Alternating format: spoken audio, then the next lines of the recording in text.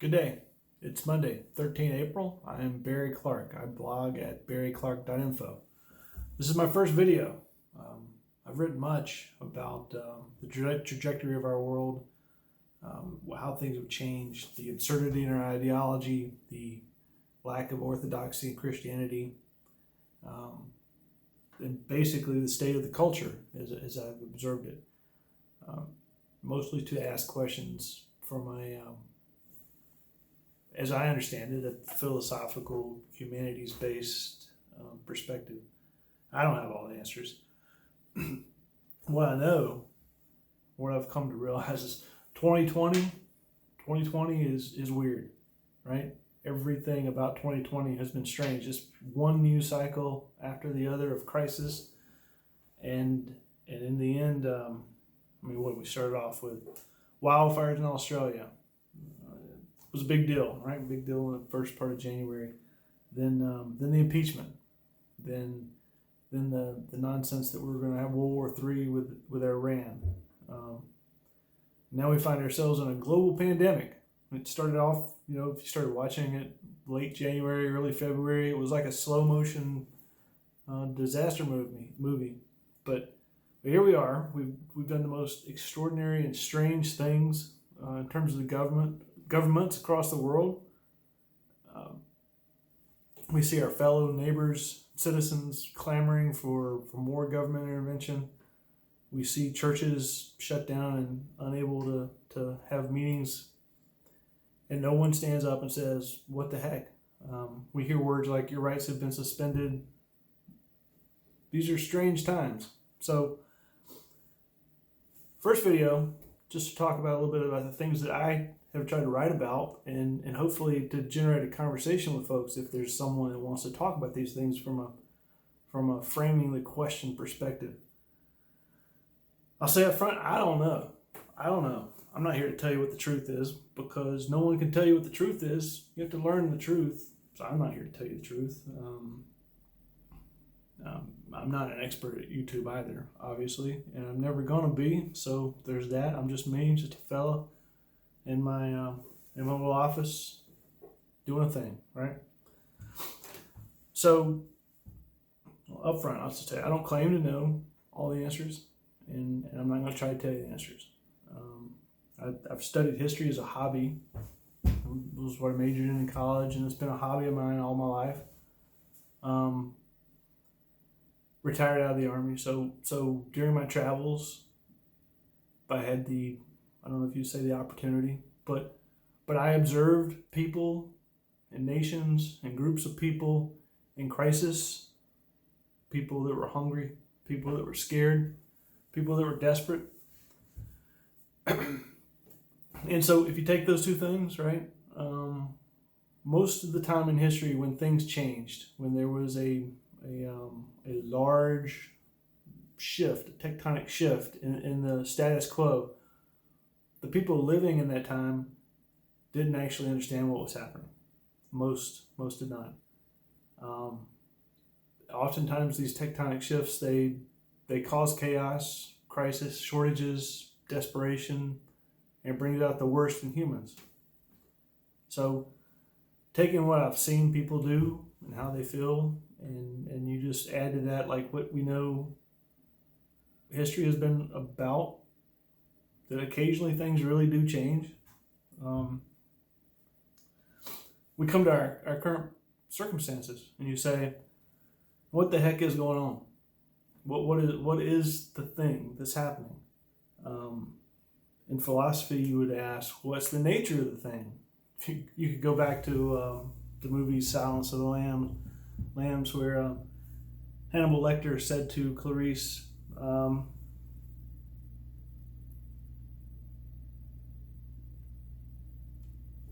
first principles, Clarice, first principles. Simplicity. Read Marcus Aurelius. Of each particular thing, ask what it is in and of itself. What is its nature? This came from book 10 of Meditations by Marcus Aurelius. And essentially there he said, focus on what nature demands as if you were governed by that alone. So if in everything that happens, we try to look to to really the nature of the thing, not the thing that everyone says or the thing that it appears to be. In the Army, we had a thing called design methodology.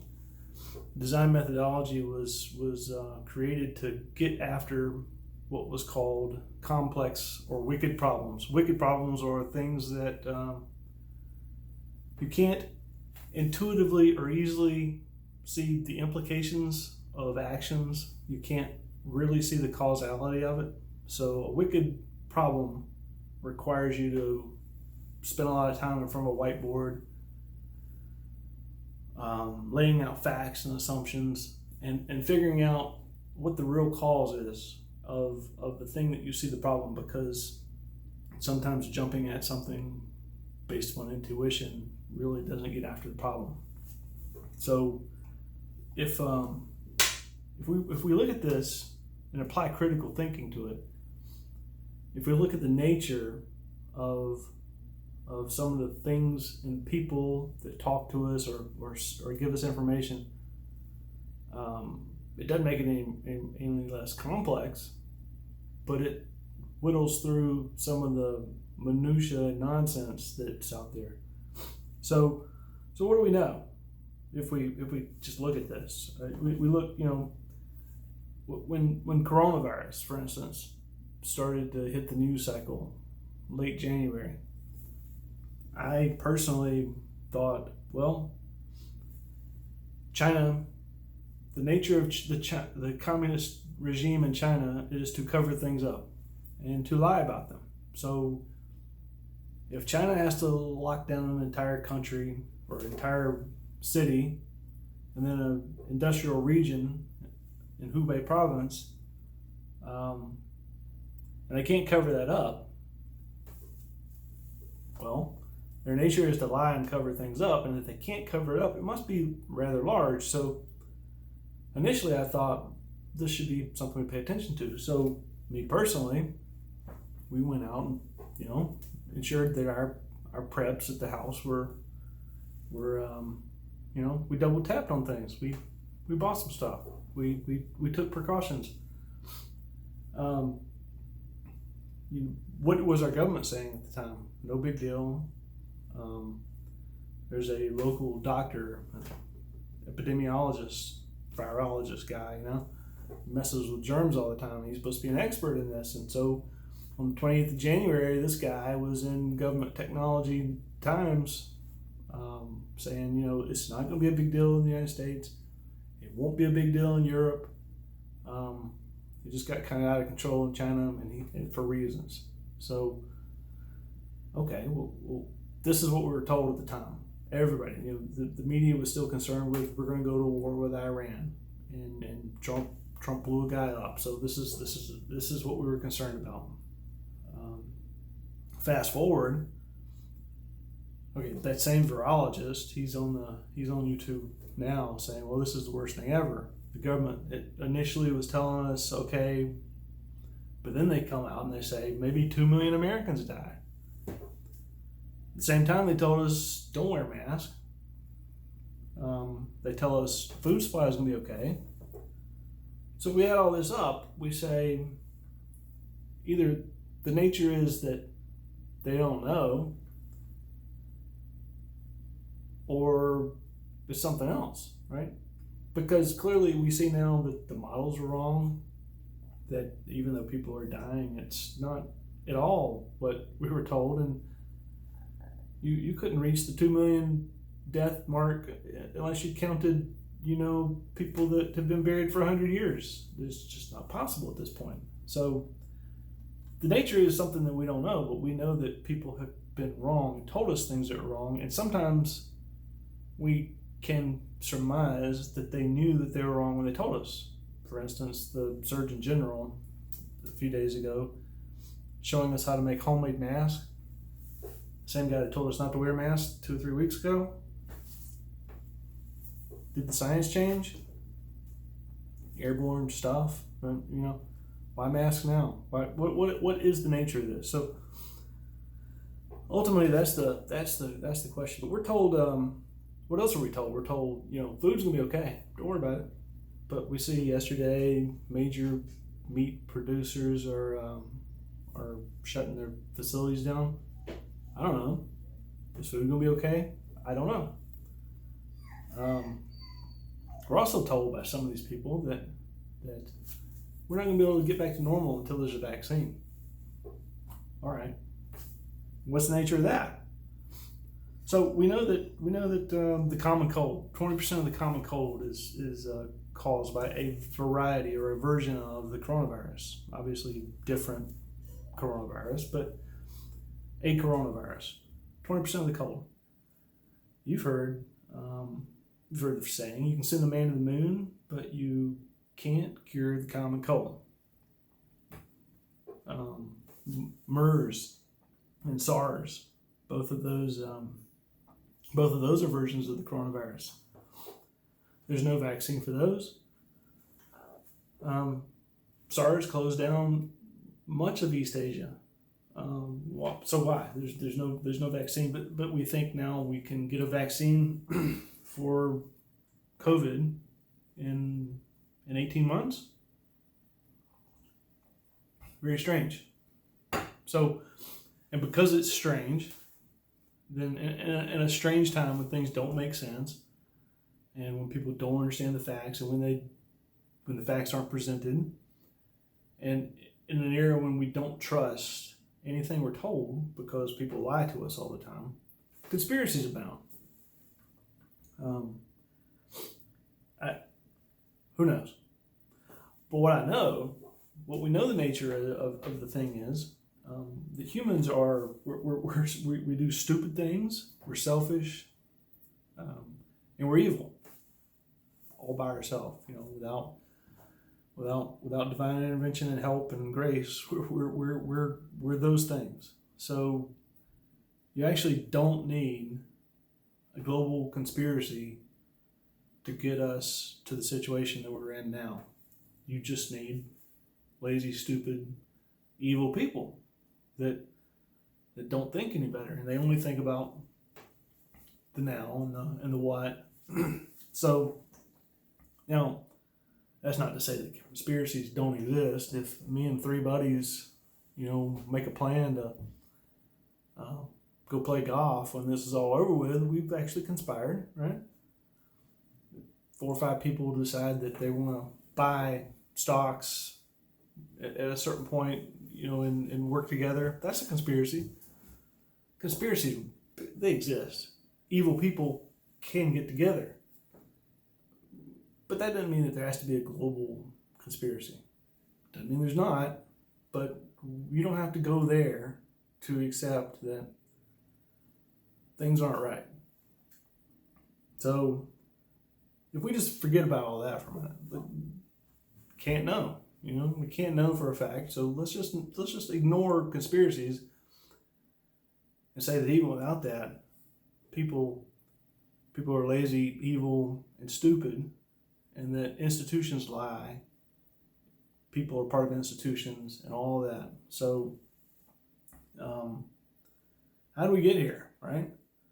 And that's some of the stuff I've written about before all this happened. End of last year, I was working on a project that argued essentially that classical liberalism, the ideology, the philosophy that we are based upon in the West, has failed because bad philosophy gave birth to bad ideology.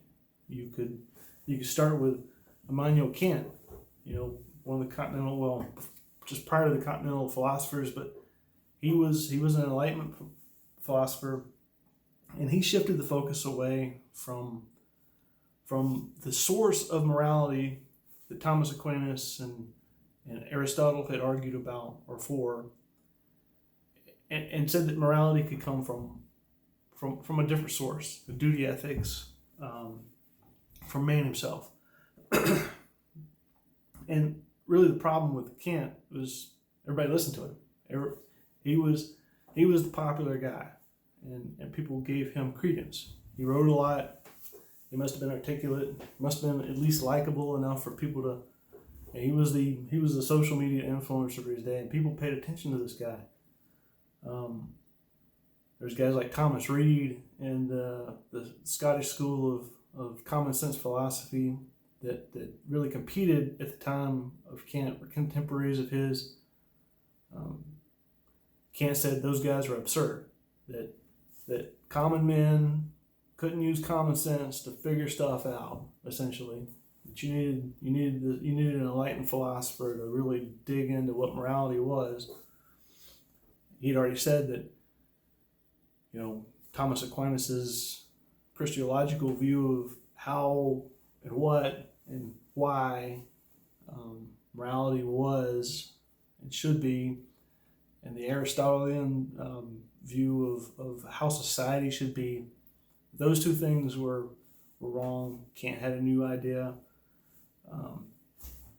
Guys like Thomas Reid, Scottish School of Common Sense, those guys are wrong. They're absurd, is the word he used. And, people not everyone ignored Thomas Reid at the time. It took a few decades, but by the mid 19th century, it was Kant. Kantianism, forgotten all about common sense.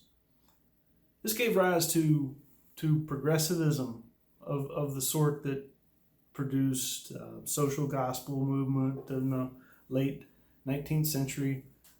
And there's all kinds of things that derive from that. But this is where we started down a road of what became or has become very absurd thought. But there's guys that followed Kant. Nietzsche came along and said, well, Kant's all wrong. Kant's all wrong because he thinks that morality exists based upon some kind of universal. Well, that's not right? How can you know? There are no universals.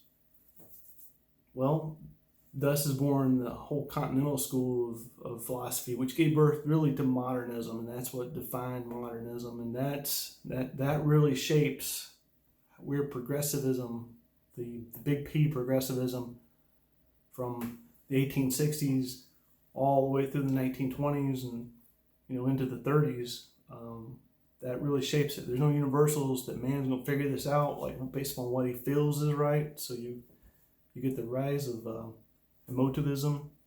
Your emotions will tell you what's right. So all of that.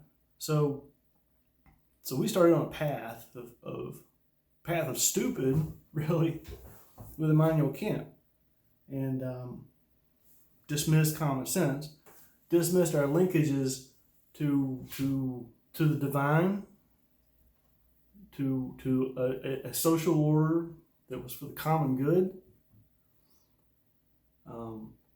We started to, and all of us did this, right? Conservatives, liberals, everybody in between, fascists, communists, liberals, Republicans, Democrats, everybody started to believe that America was founded based upon inalienable rights. The individual became prime. Well, the problem with that is the individual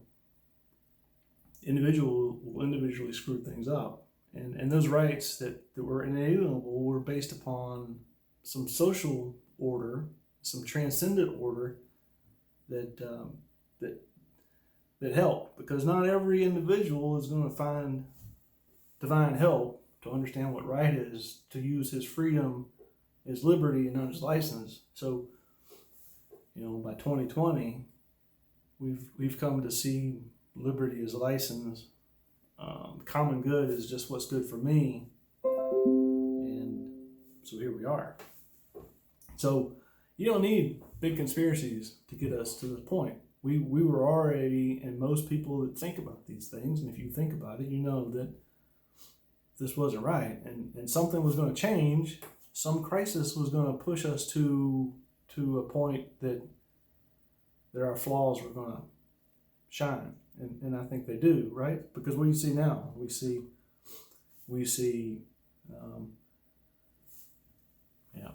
I'll say it, and it's going to hurt some people's feelings. The mega church with their Druckerism, but they're not alone. I mean, the Southern Baptist Church, which you think is okay, Baptist, right? No, they're all screwed up with all kind of critical theory stuff and all kind of error. United Methodist Church, well, not even worth discussing.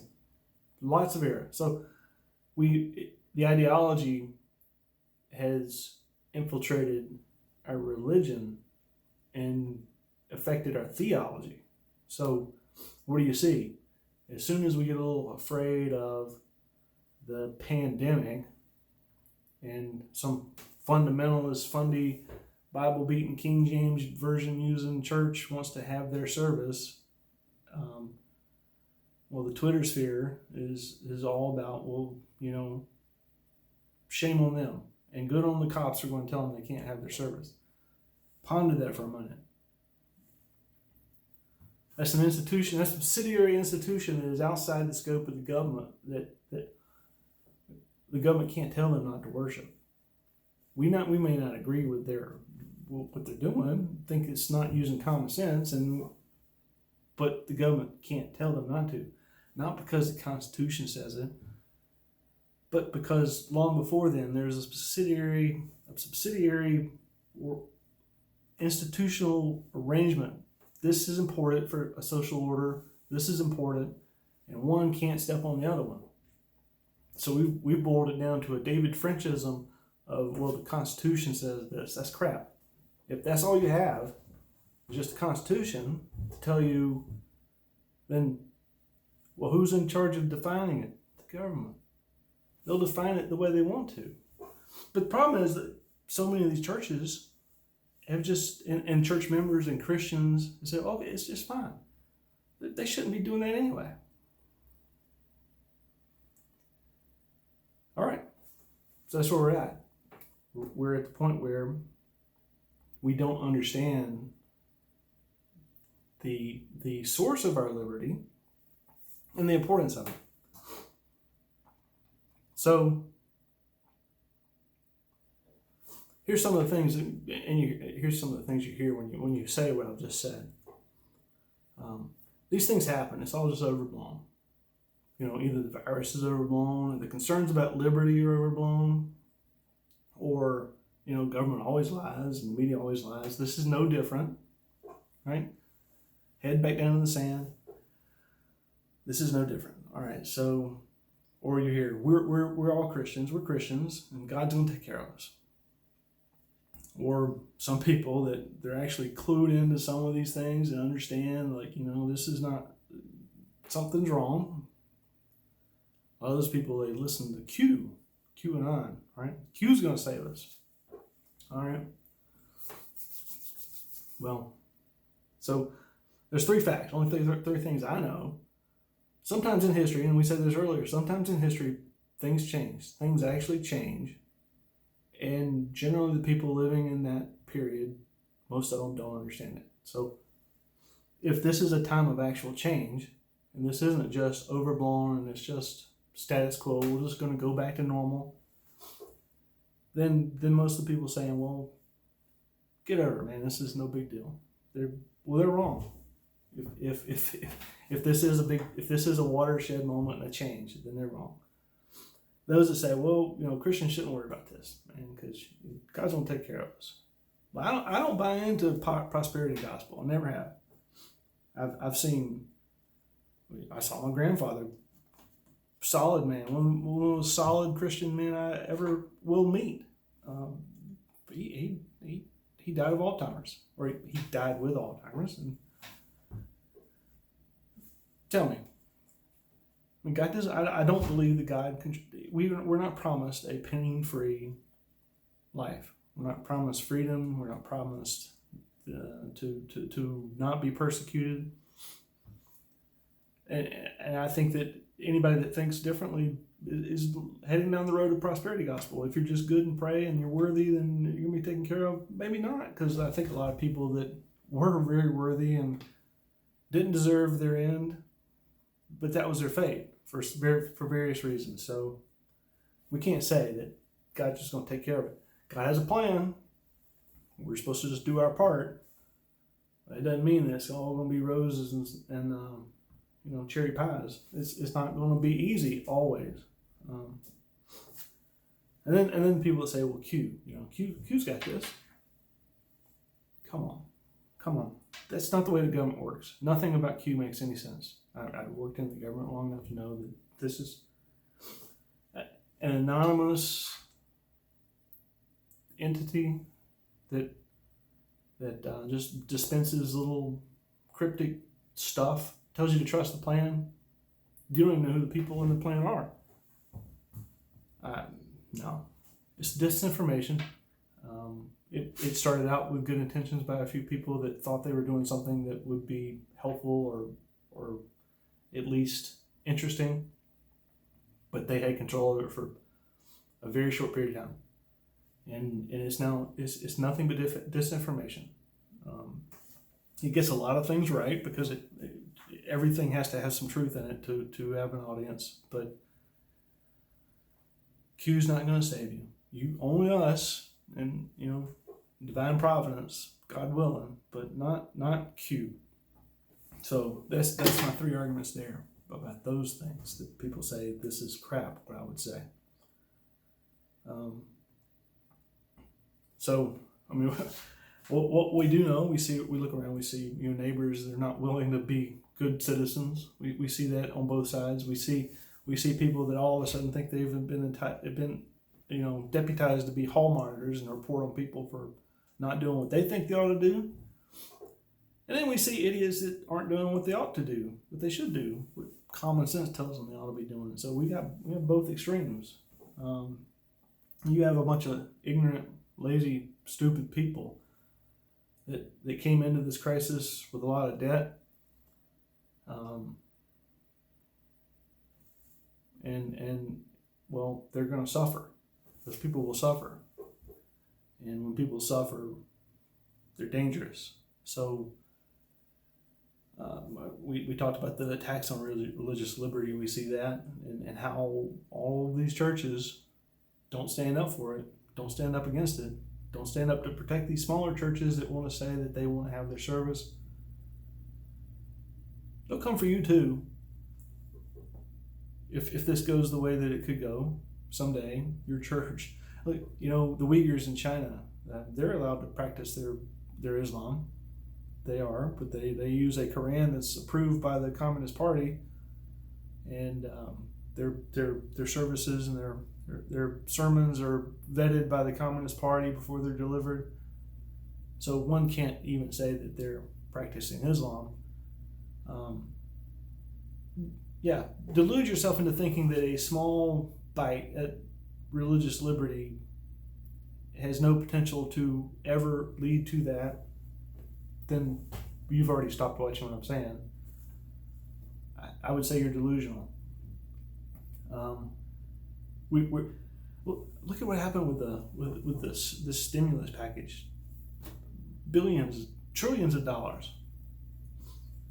The Democrats and Republicans.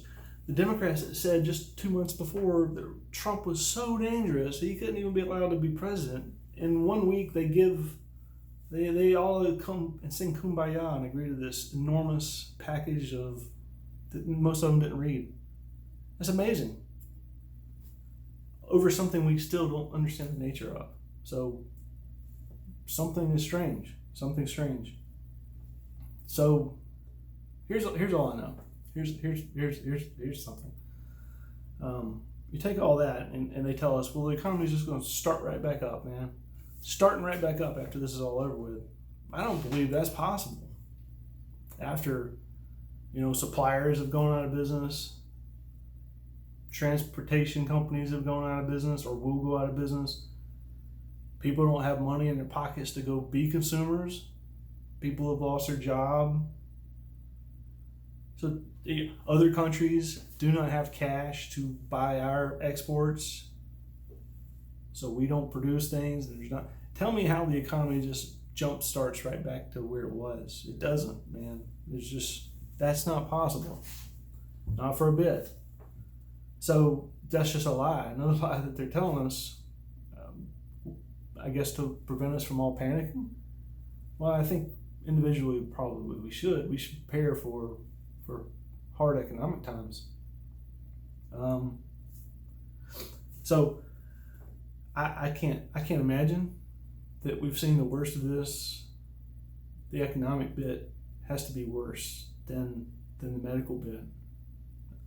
This is unprecedented to shut down the entire world's economy, and to think that that you can print money. Man, if they can just print money and make it work, if that works, why don't ever take another tax dollar from me? Because if you can just print all you want to do what you need, you've figured out the golden goose. But there is no such thing as a golden goose. So the economy will get worse. It has to. Common sense tells you that, right?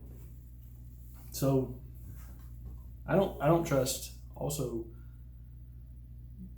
media at this point. Look at they've gotten this wrong, and now that it's somehow it fits their ideology.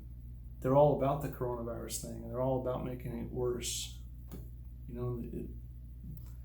Don't trust those guys. Don't trust the government. Don't trust Trump. I don't trust any of those guys. I think they've all lied to us bits and pieces.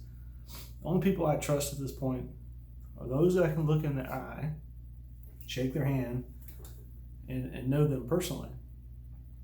And I think that's the way humans were built. Probably need to get back to that. And the internet and the Twitter and all that is just filled with nonsense. And the major media guys, even the conspiracy guys, all those guys you might want to turn to at this point because things aren't making sense. I don't trust any of them. If they're selling something, you got a dog in the fight. So I think the only thing that we can do, because I don't even know that this is changeable. Sometimes these guys right here, William Strauss and Neil Howe. These guys, this book gets a lot of poo-poo, right? Because some people have used it on both sides of the political spectrum, and each side is throwing rocks. Like, well, this is voodoo book. It's basically a depiction of history as cycles. And in 1999, they predicted a lot of things that happened in the 2000s. And if you apply their model as they have to all of American history and even British history, going back to the Glorious Revolution, the model fits, right? It explains things that history and economics alone can't explain about history. So I'm not saying these guys are all right, but they've been correct up to this point, and we're hitting a crisis right now that would be transformational if they are correct. And everything our common sense tells us, if we look around, it looks pretty transformational. So take that for what you will. So this is what I do, man. I write and ask questions and ponder things. If you are interested in having this kind of conversation, please, down there, send me a comment. Hit me on Twitter, send me an email, hit me on the blog post, send me a message, tell me that you're interested, and we'll talk about these things. We'll ask about the nature of the world, but all I can tell you is for me and mine, my little circle, my little platoon,